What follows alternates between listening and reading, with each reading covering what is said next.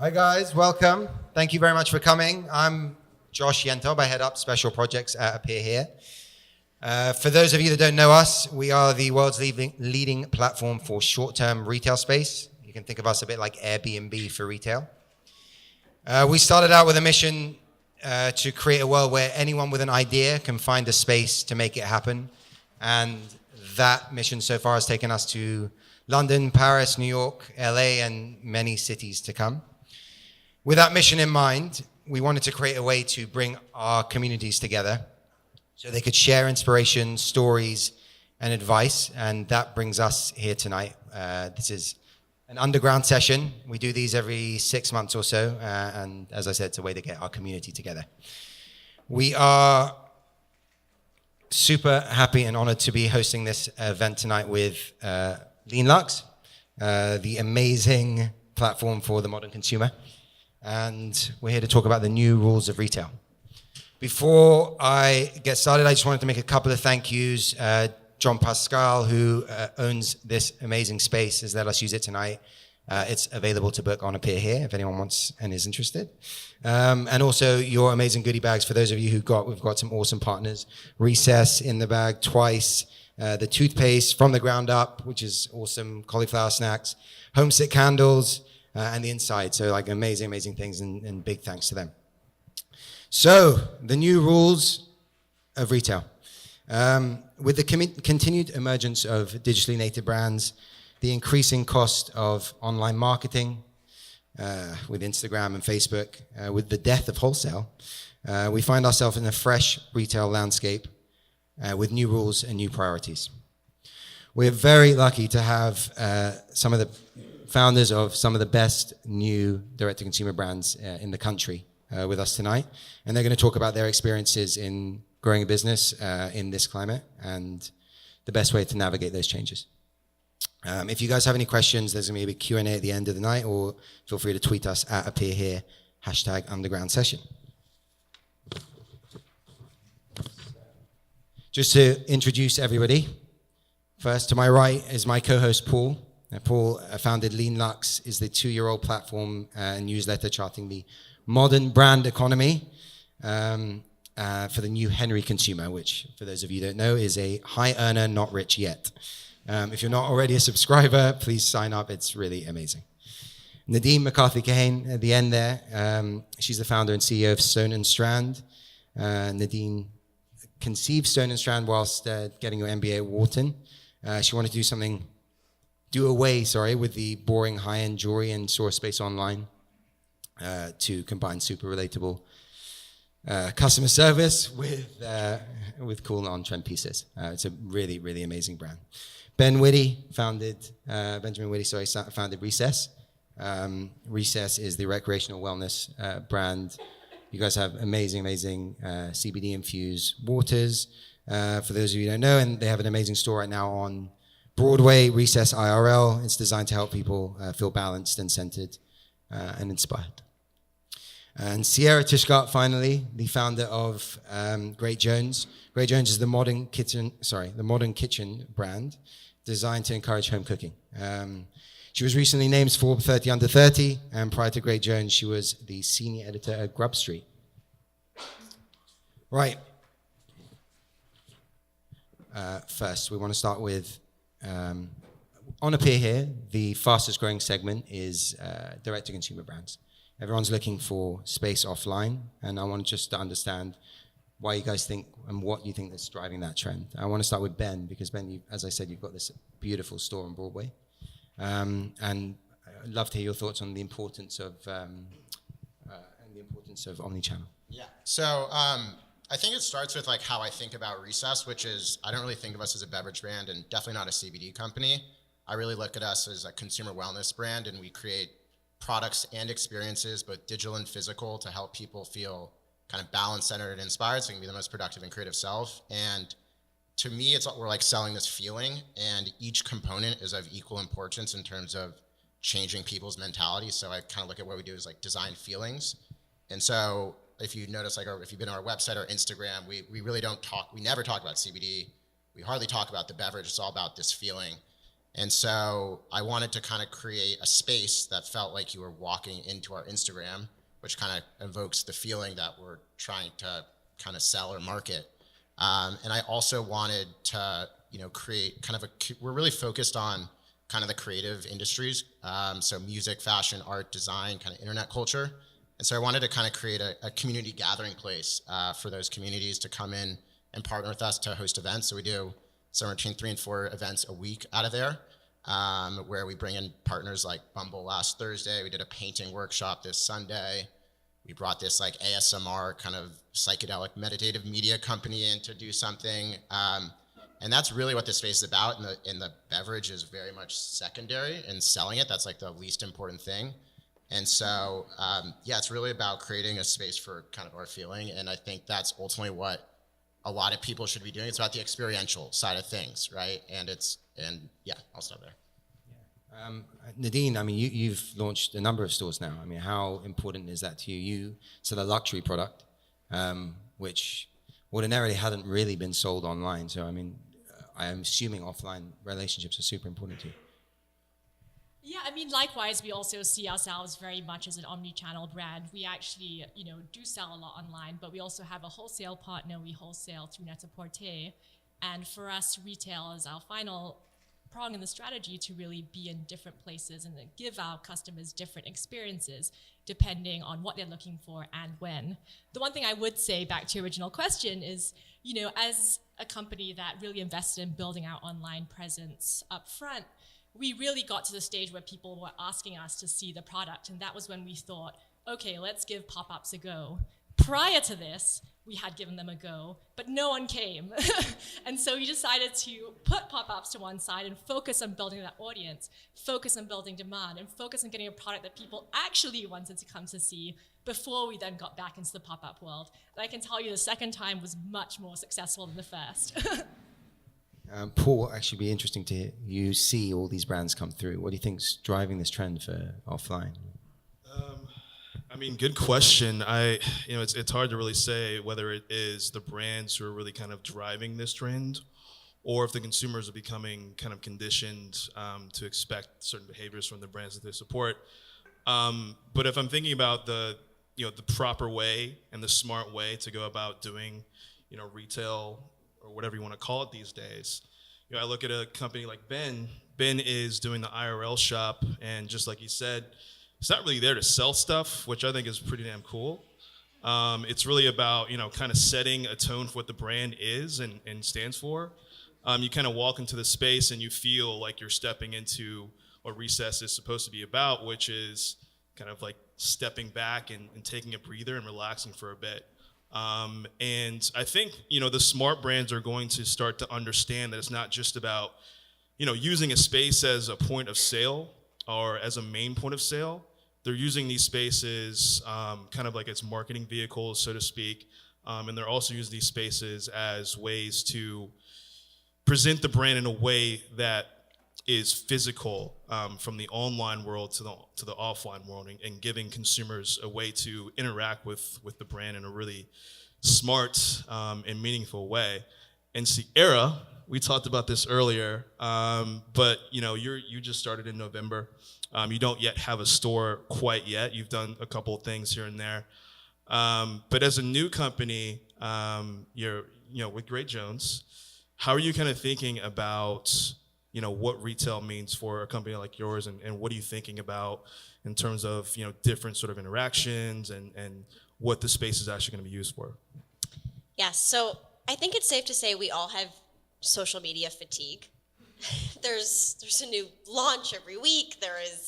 It's just gotten very tiresome, and there's been, of course, all these studies about how it is for our health. And as a brand, we know that is our means to interact with so many people and to reach an international audience from day one.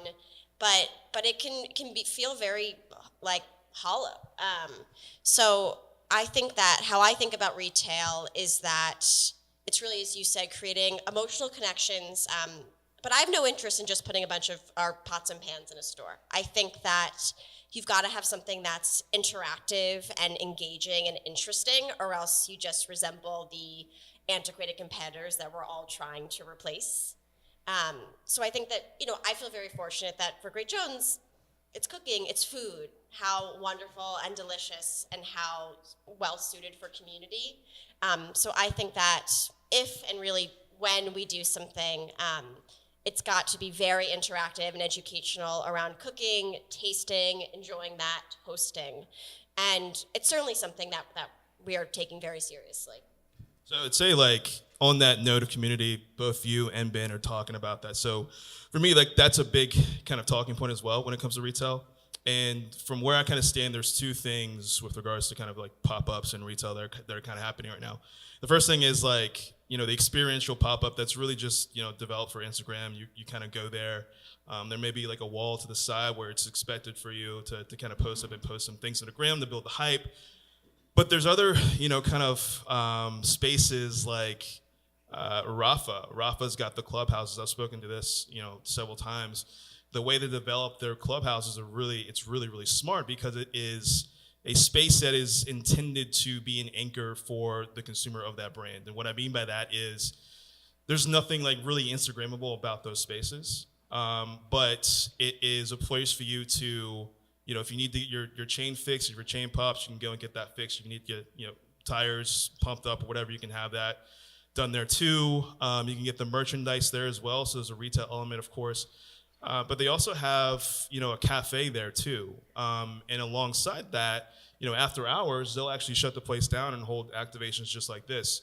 So again, this goes back to my point of really thinking about what is retail today. Is it really just a point of sale? Probably not.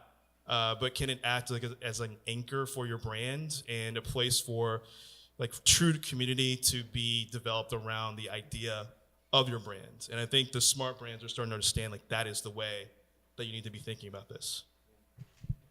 I mean, and that's an interesting point. It's a really not an easy thing to do. As you said, Rafa's an amazing example of someone who did it really well. For Nadine and Ben, you guys have done it. I mean, what do you have to consider? What are the pitfalls, when considering setting up something like this? I mean, I can take this.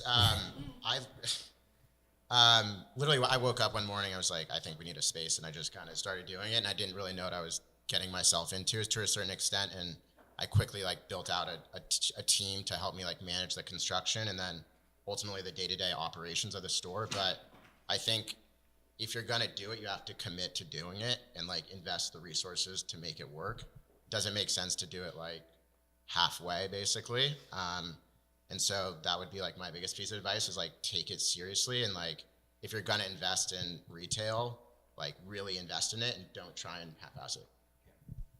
I mean, actually, to build on from that, we always talk about. I mean, how many people here have gone in and seen something now? It's experience, supposed to be experience driven, and the human interaction element is missing. And I think, building a brand, that human interaction and them feeling passionate about your brand and that relationship is key. Nadine, how did you, when you launched a store, how did you start from just, I guess, delivering product or delivering experience to then building that relationship with your customer? Yeah, so I would say, for us, the first question is always, how are you going to get people into the store? Either you do that through partnering with influencers or people that are able to drive traffic, or you do that to your own customer base.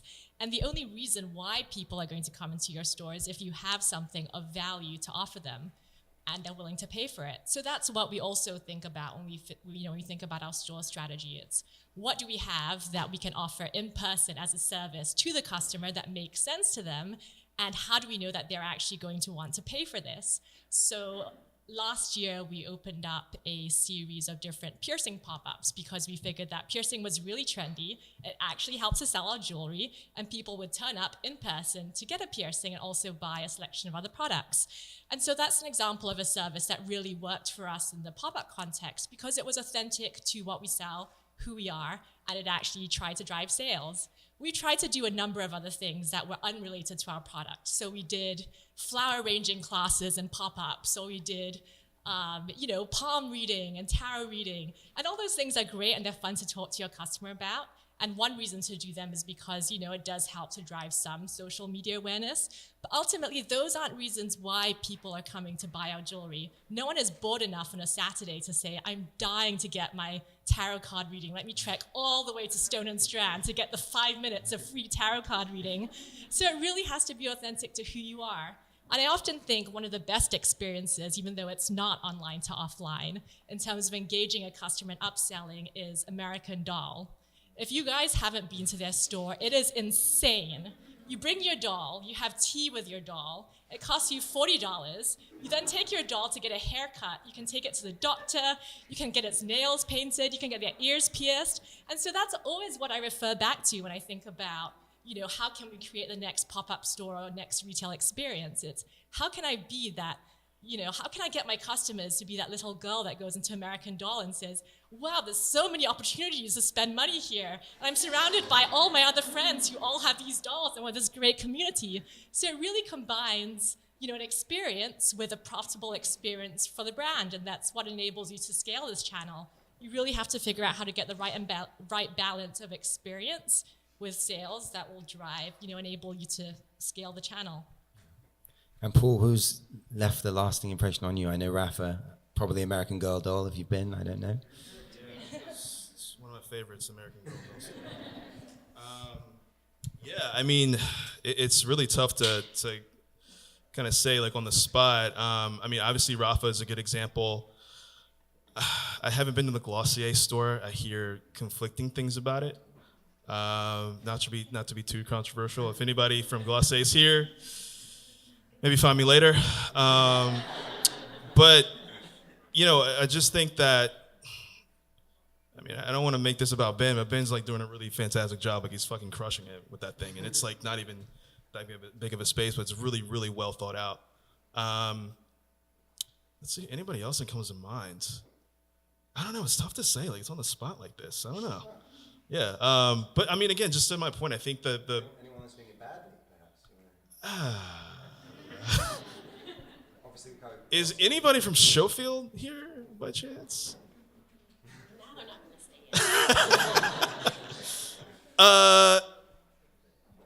Schofield's interesting. I feel like Schofield could be... all right, who's heard of Schofield here? Nobody? Has anybody heard of like Neighborhood Goods by chance? Okay, there's actually more Schofield people.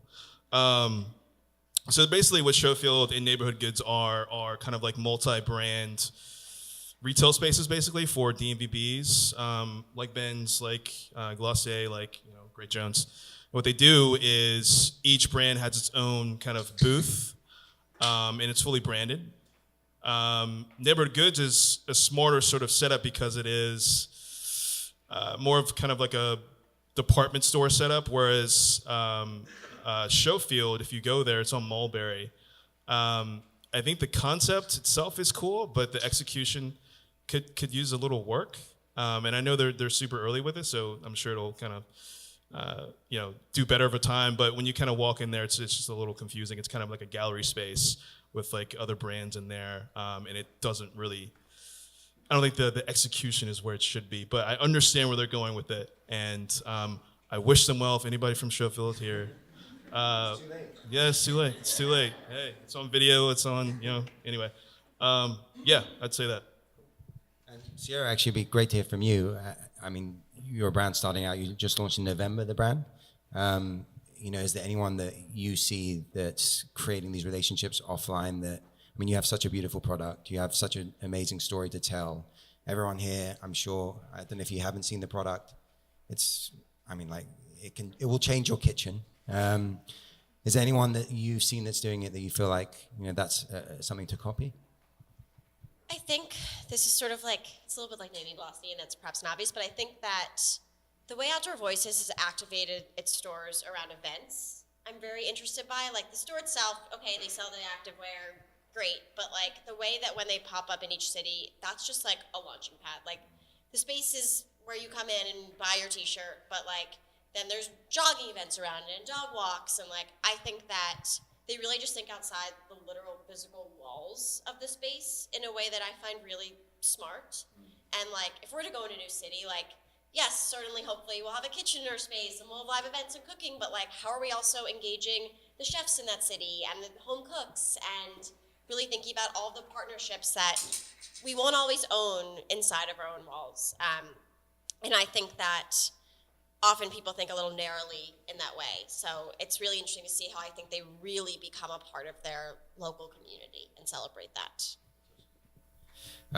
So kind of moving on from there, one of the other things that, you know, is firstly so easy to do as an online brand and relatively hard now to do as a physical space, given the new approach to it, is actually measuring the success of, I guess, physical retail. You know, you have Google Analytics online and everything else. You can really assess what's happening, who's looking at your product, what's going in the basket. Offline, it's not the case.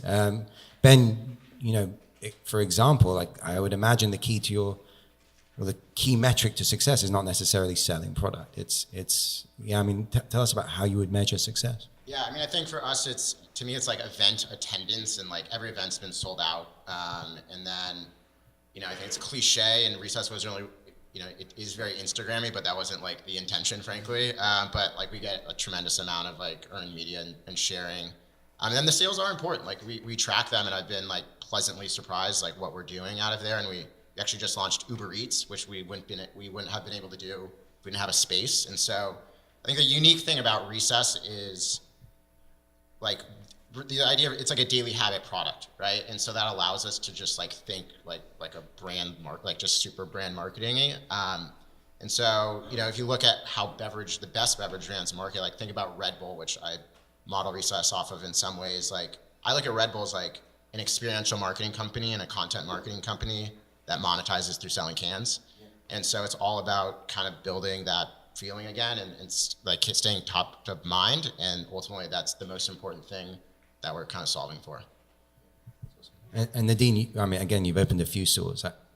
Hopefully at least some have been a success. How are you able to judge that? Is it just sales? Is it, you know, are you taking people's email addresses? What are you doing?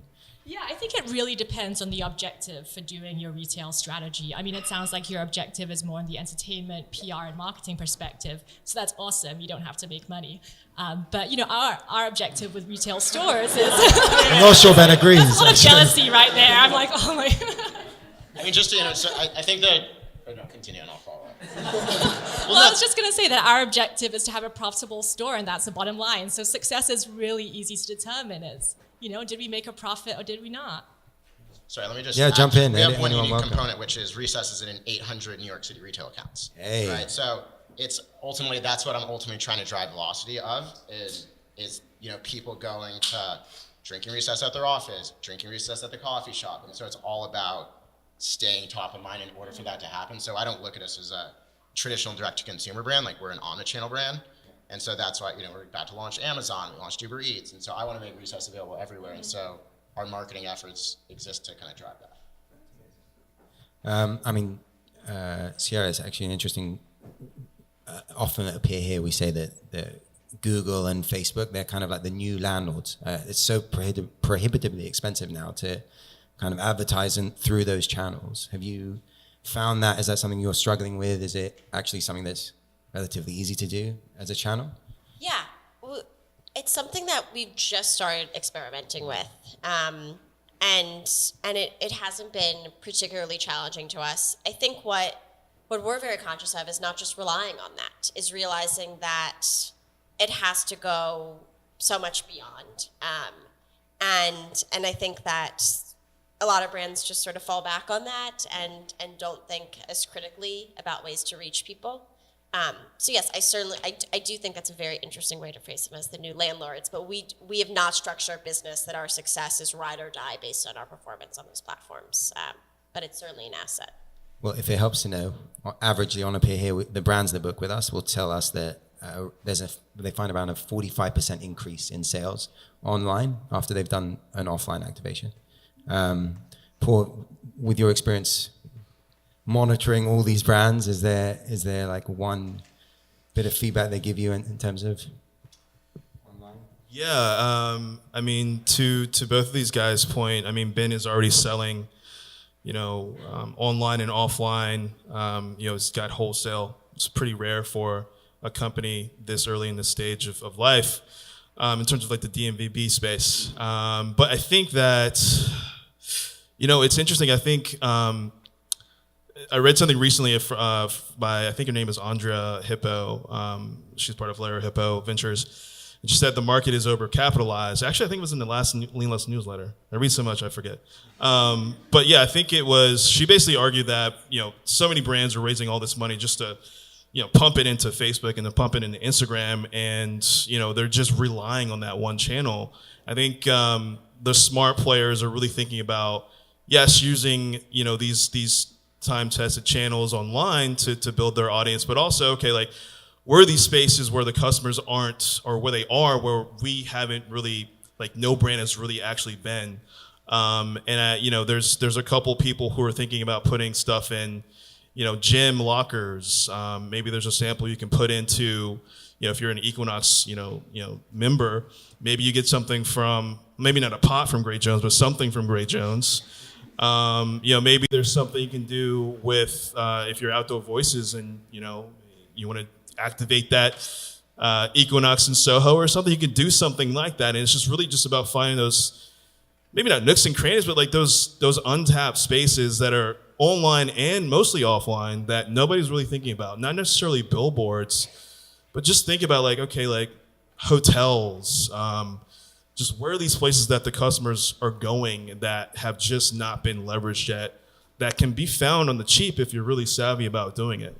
So I think that's the way that brands need to be thinking about, not just activating Instagram and relying on that, and doing subway ads and things like that, but really just thinking about where is my customer, how can I reach him or her in a really efficient manner that kind of adds some levity or joy or unexpectation, or not unexpectation, but just they're not expecting it to be there and they find it there. I think that would be a powerful thing. And then another key thing here is, hopefully there's a lot of people here that are starting new brands. I assume a lot of you will be going online first, and then maybe you'll do events and stores and things like that.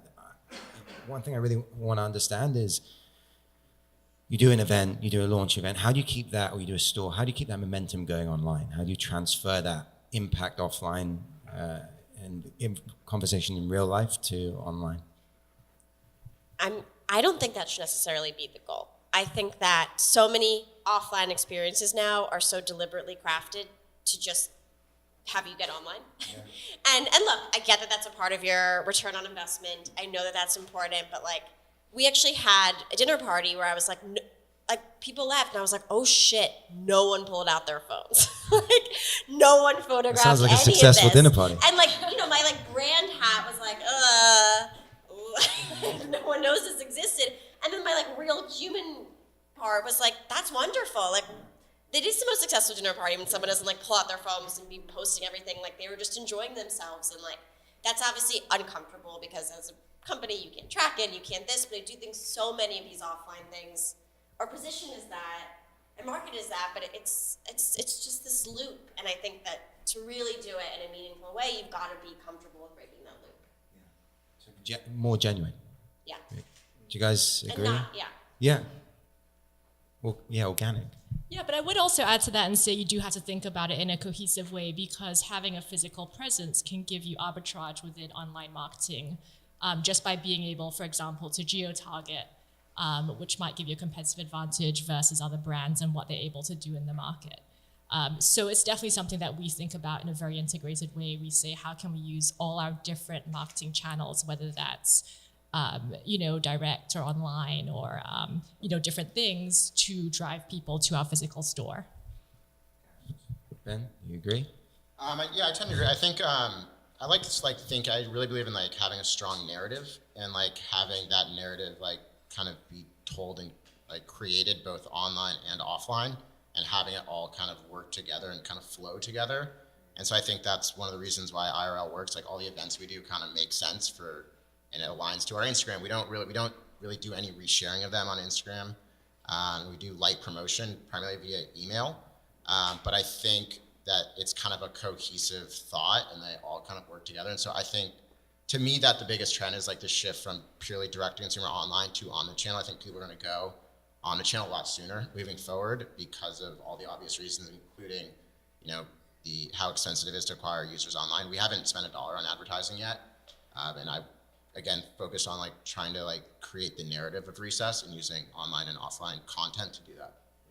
I mean, going back to this horrible buzzword of omni-channel, I read somewhere, I think, glossy, so it must be true, that a brand or a person has to interact with a brand at least 5 times before considering purchase. Paul, in your experience, walking along the road, have you seen anyone that who's doing that omni-channel thing well? Putting you on the spot again. Come back. Yeah, I mean, look, it's super important for you guys. I feel like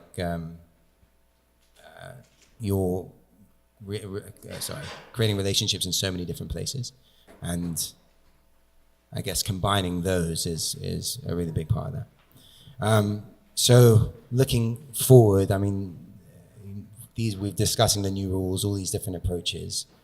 What does the future look like? I guess firstly for your brand, and secondly for the streets of New York and for retail in general. And we've seen things like show fields, we've seen amazing, or maybe not amazing, showroom style things like Glossier, and people are really trying to push the boundaries here, but some are effective, some are not.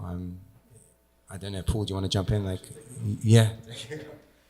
So I may be repeating myself. I spoke about this on a podcast recently with Lumi, kind of like the packaging people for, basically like DMVBs at this point that kind of cornered that market. But I mean, when you're on we're all on the gram all the time. We're coming across new brands across all sorts of categories every single day.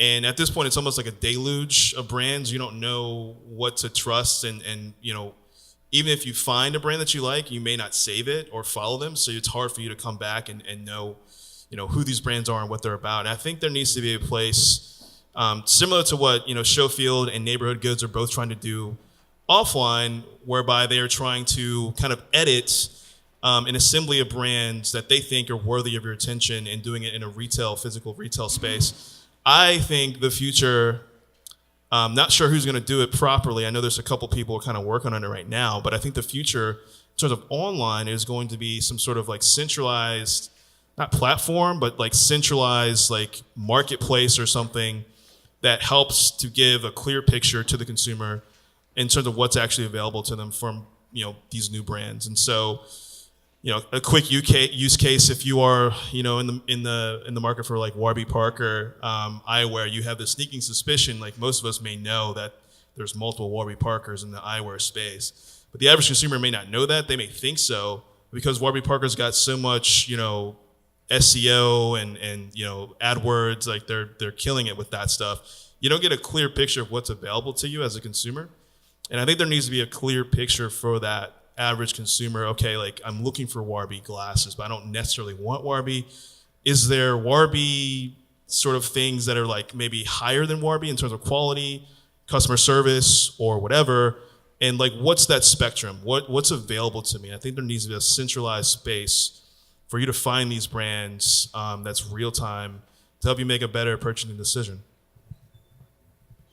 I think that what you're going to see is I tend to agree with you about show fields, where I think the issue, the reason we haven't done that is because we're first trying to convey our mission and purpose, and second trying to just sell product. And I think it's hard to do that if you're just products on a shelf. And so I think there's going to be a big focus on IRL experiences, not just and that to me is not just creating awareness for your brand by people walking through it in effectively a mall. And I think you're going to see, if I was thinking about what you were to do, I would focus on a community kitchen where people can take cooking lessons, right? Versus just a shop where you can buy the pans, right? And so I think it's more experiences like that, which I think make more sense, frankly, and ultimately drive sales online. I mean, speaking of malls, has anyone been to Hudson Yards? I know Paul's intending to go. You been? Yep. What do you think? It was very crowded. I thought it was great. I personally grew up in Singapore. I love a good mall. I like hanging out at malls. I was going to say the future of retail or a mall? It didn't really strike me as anything particularly new, but it's a good mall. Yeah. The vessel is beautiful. It is beautiful. It is beautiful. And what about for you, the future for Stone and Strand? So for us, it's really about continuing to think about what services and in-person experiences we can offer our customer that really have value. I mean, to date, piercing has been one of them, but we're certainly on the lookout for other things, whether it's engraving or other types of things that really make sense for us. And I think we are in an incredible period of experimentation, largely driven by VC dollars. So everyone has a bunch of different things going on in stores. Some will make sense and some won't in the future.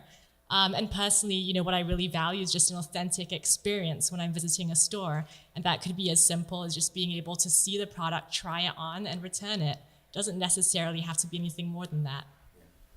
I'm actually going to put you guys on the spot here. I'm interested. You just mentioned VC money, and so many direct-to-consumer brands have gone that route. I mean, how do you guys feel like it affects the way brands communicate with their customer? If you have, if it's not, when you're growing a brand from scratch, do you feel like you have to be a little bit more crafty? You have to really kind of reach out there. Do you think that changes the way brands interact with people? Ben, you're nodding. I think it goes back to I just think being different is really important. And I think if that's why I didn't spend any money or plan to spend any money on Instagram or Facebook, because that's frankly what everyone else does. And so I think I would agree with you that too much capital, and basically people follow these trends and these tactics, which make them almost dilutes the effectiveness of them. And so when we launched, I was in my apartment, and so I had to be scrappy and focus on things that were less expensive and ultimately scalable. And so I think that's Sierra, the future for Great Journey. I mean, it's just the beginning. It's just the beginning.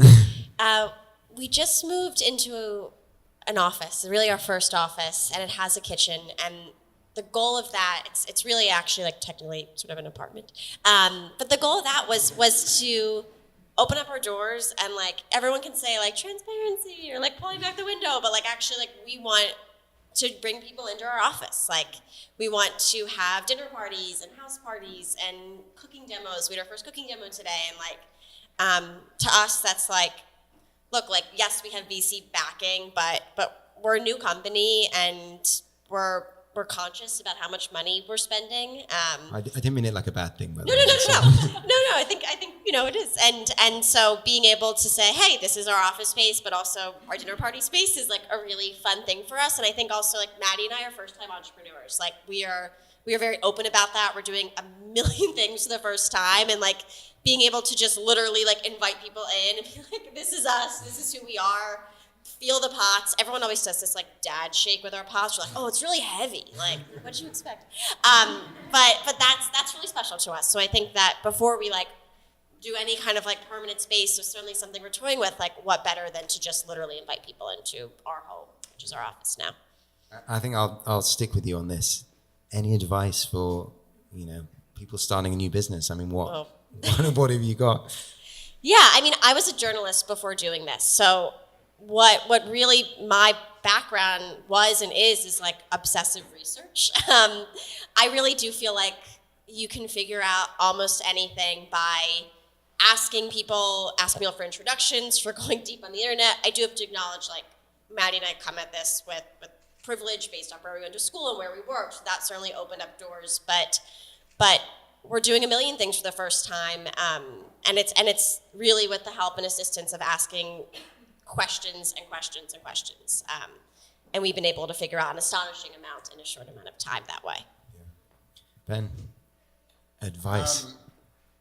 Again, I think it actually starts with the narrative. I really believe it's important now to have a clear mission and purpose and figure out a way to tell that story.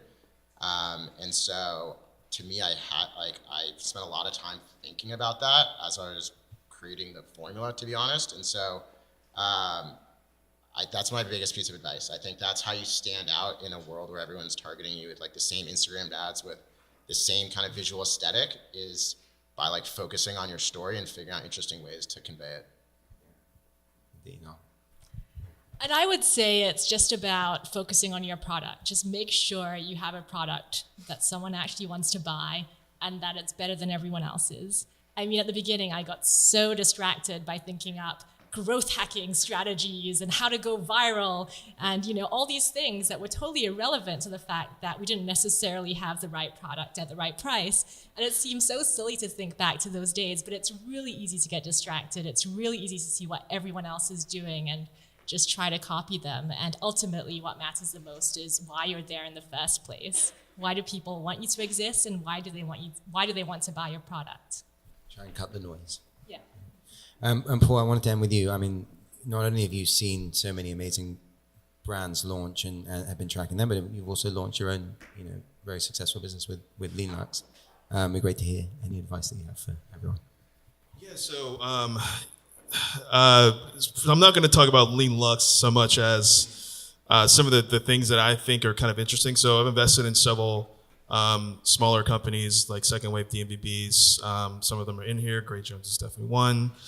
But, I think in coming across a lot of pitch decks and covering a lot of companies and in talking to a lot of founders, I think there can be, almost in the same way that a lot of these brands just focus on Instagram and Facebook, there can be a little too much of a focus on kind of just selling to Gen Y.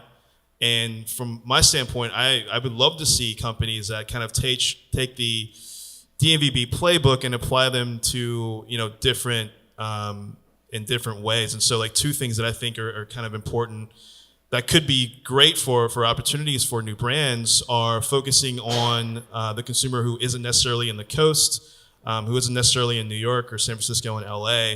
There's a couple brands that are starting to do that, and I think that's really, really, intelligent because the Midwest, the Southern customer is often overlooked.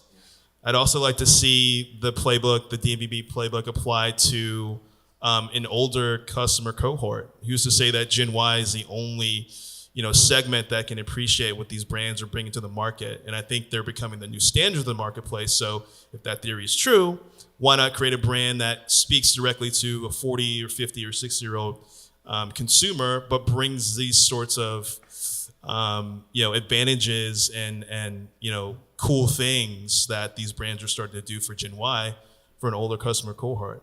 I think that, who was it? Somebody just launched a menopause brand. I think it was the people who did the people who did Roman. They actually just launched a women's line. It's like focused on, it's bringing that same Row sort of feel, but they're focusing on the menopausal, woman, which I think is pretty damn smart. So I'd like to see more of that in the marketplace. And so far, haven't seen too much of it, but, we'll see. Look out for underserved markets. Guys, join me in a round of applause.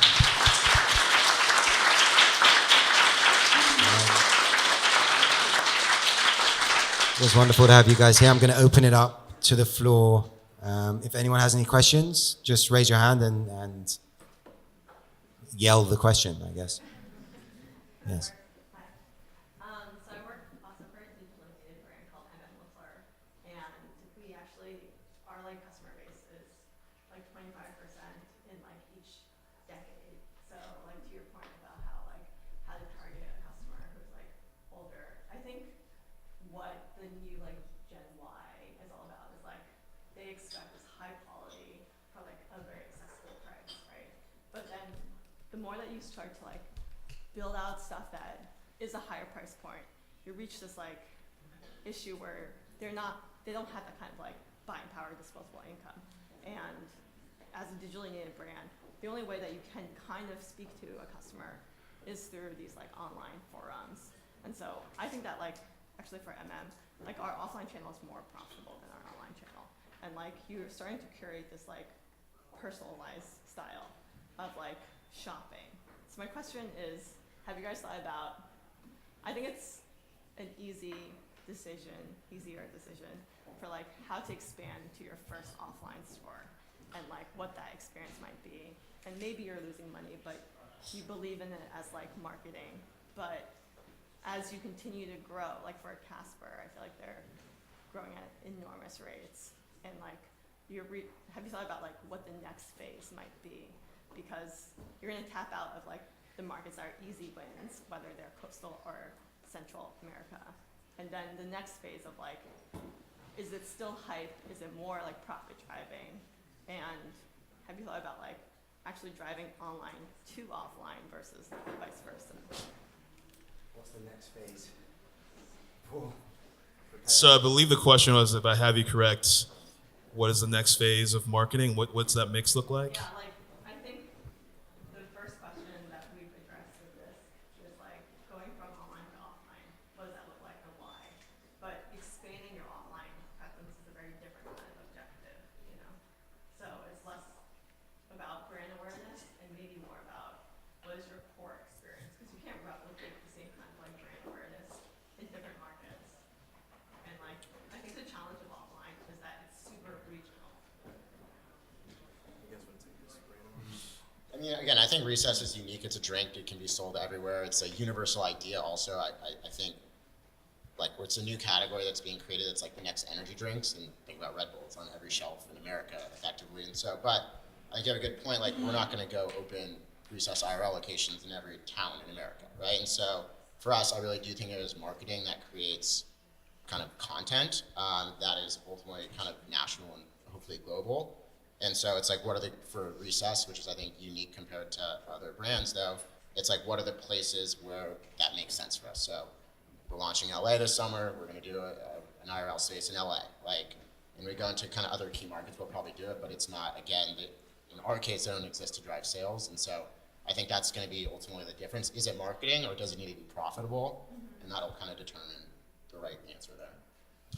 I think one interesting thing that you kind of talked about, not directly, but most of these brands already own, so to speak, their customer, right? They've got the email list; they can reach out directly to them.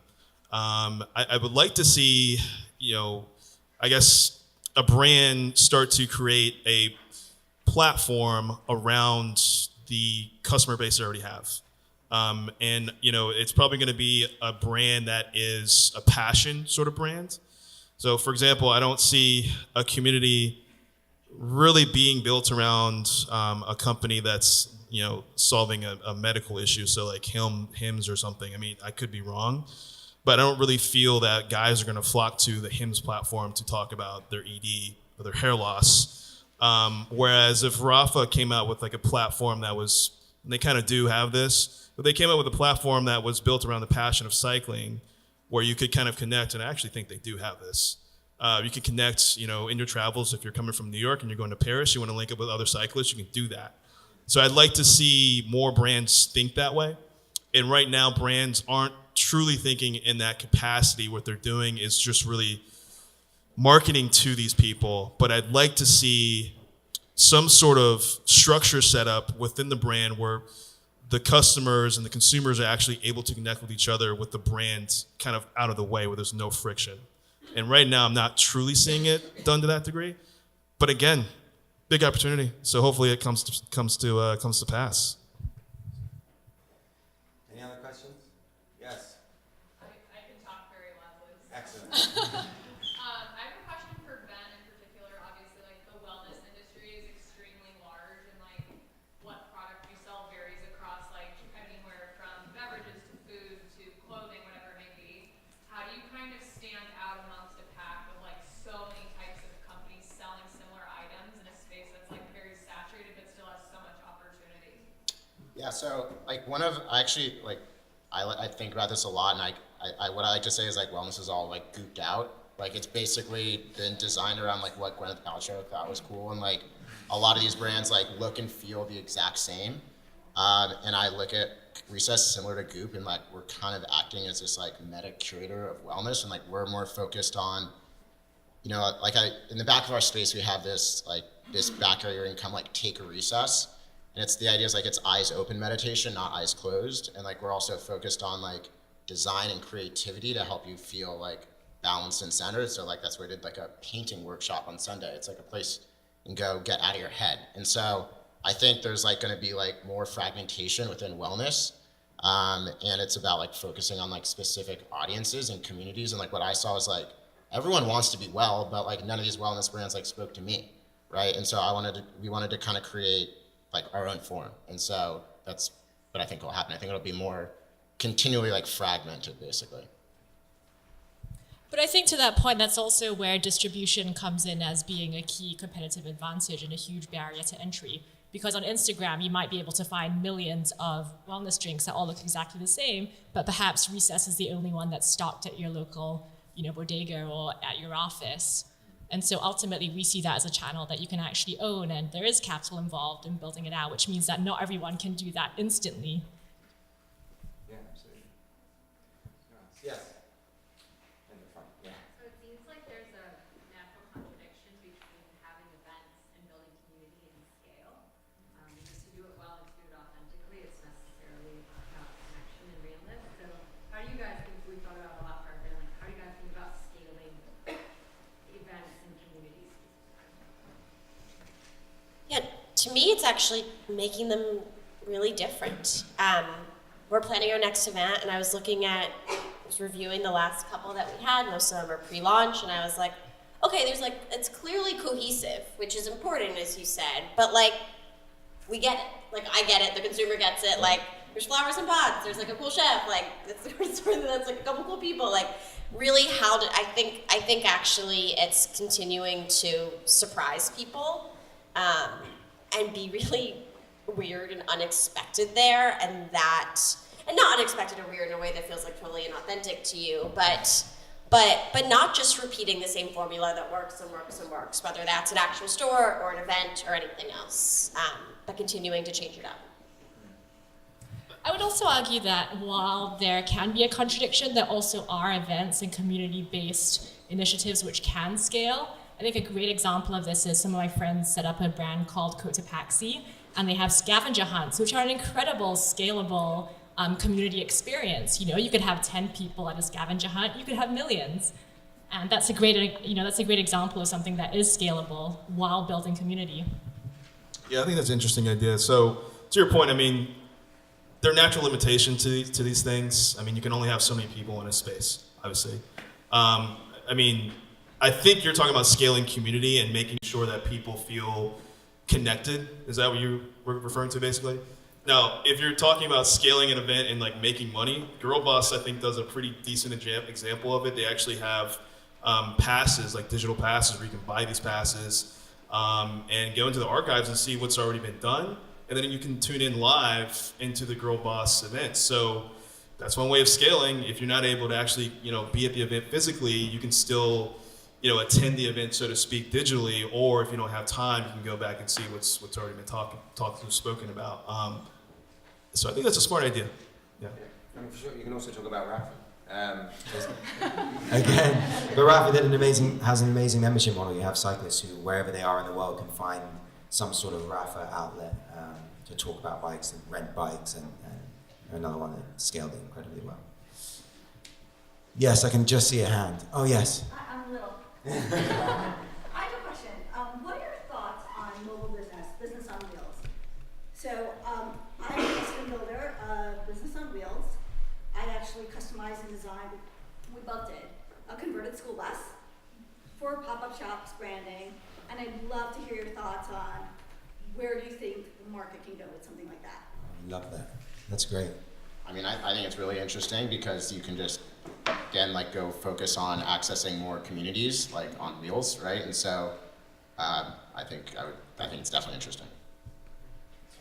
Yeah, as I was a food writer in the heyday of food trucks, which are the best, and then it kind of became this trendy thing, and then it sort of went away, but it was oh my God, we talk about surprise and delight, obviously, as brands, and something suddenly being in front of your office or in your neighborhood and getting to really, I think that obviously there's certain neighborhoods in New York, just to take New York specifically, where there's a high concentration of startups and retail, and that's because it works in that neighborhood.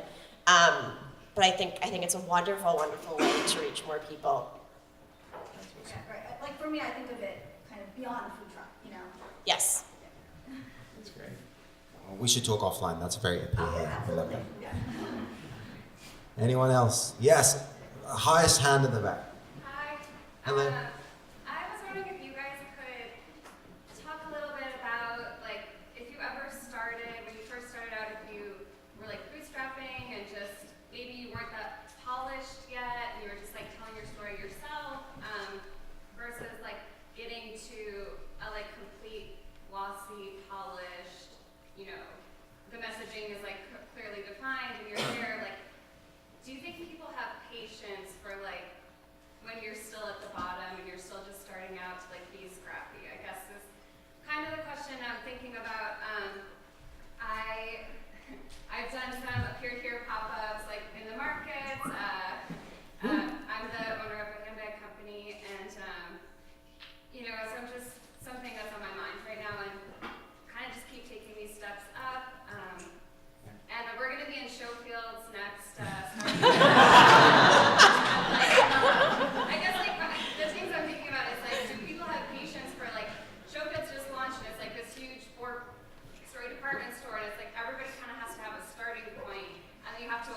evolve. And I don't know, but maybe we live in a culture now where everybody just wants to see something perfect and polished, and maybe they only want to see it when it's like completely ready. Yeah. Yeah, no, I was going I don't think that's the case. I still don't feel like we've totally, maybe it looks like we have, but like we do all our comms and PR, and yes, I come from an editorial background, so that certainly helped, but it's not like we have some like messaging Bible. I think that it just comes from us. That's also where you have like founder product fit, which like is like an investor term, but actually when you're communicating about something and the words are coming out of your mouth, like if you are passionate about that shows through.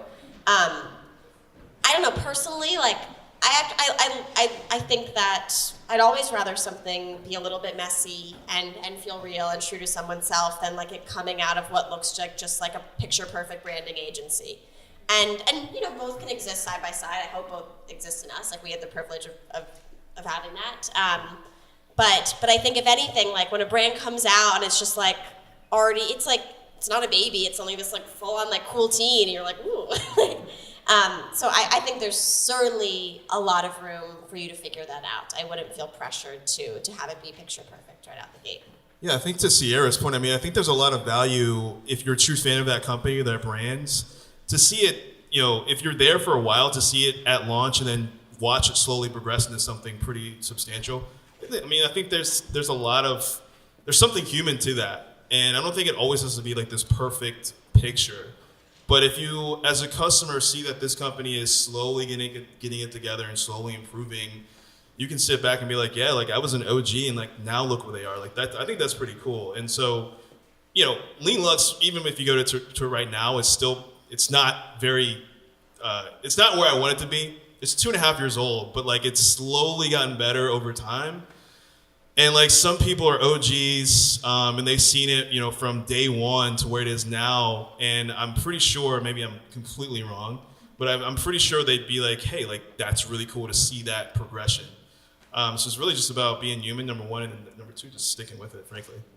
I'd love to actually hear Nadine's thoughts on that as well, because your brand is so polished and so beautiful, and you're selling luxury product, but at a certain point you would have just started out and putting yourself out there.